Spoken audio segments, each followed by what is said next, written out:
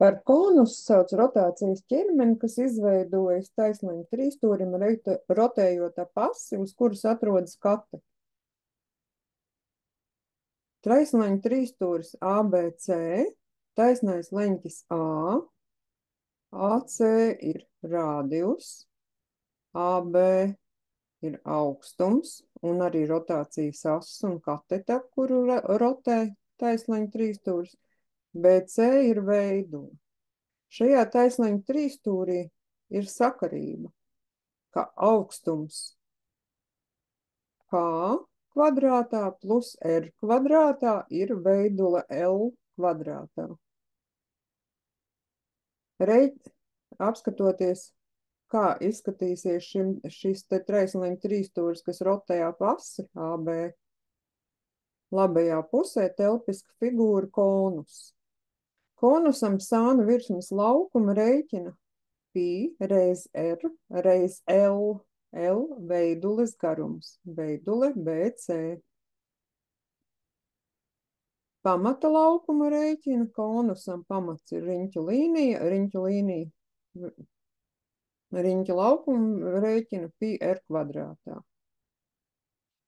Visu virsmas laukumu izrēķināt var sānu virsmas laukums plus pamata laukums. Un ievietojot iekšā zilās formuliņas, virsmas laukums konusam ir pi reiz R reiz L plus pi reiz R kvadrātā, tas ir pamatiņš.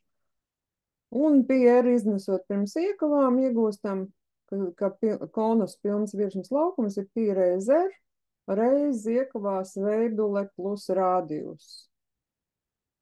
Tilpumu konusam var izrēķināt 1/3 reiz pamata laukums reiz augstums.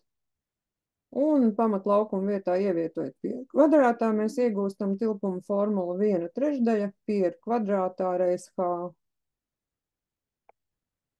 Paskatīsimies, ko mēs varam darīt ar šķēlumiem.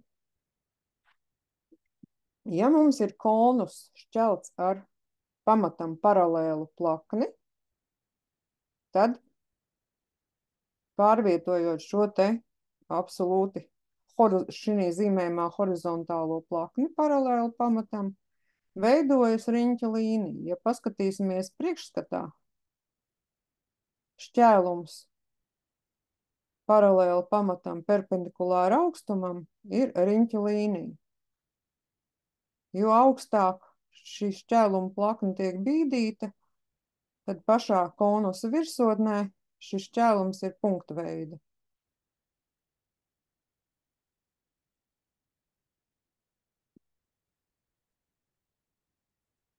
Ja mēs sākam grozīt šo te šķēlēju plakni, tad vienā brīdī, kad viņa ir pilnībā vertikāla, šī šķēlēja plakne mums parāda, pastīsimies priekšskatā, caur rotācijas asi vilkta šķēlēja plakne saucās aksiāls šķēlums. Tas ir vienāds sānu trīsstūris.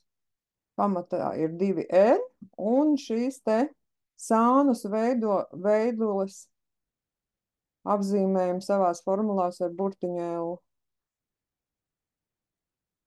Ja mēs tagad turpināsim pārvietot šo te šķēlumu, paskatīsimies priekšskatā, veidojas hiperbolai līdzīga figūra.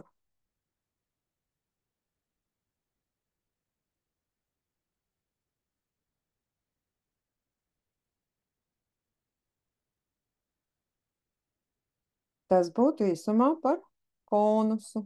Paldies par uzmanību!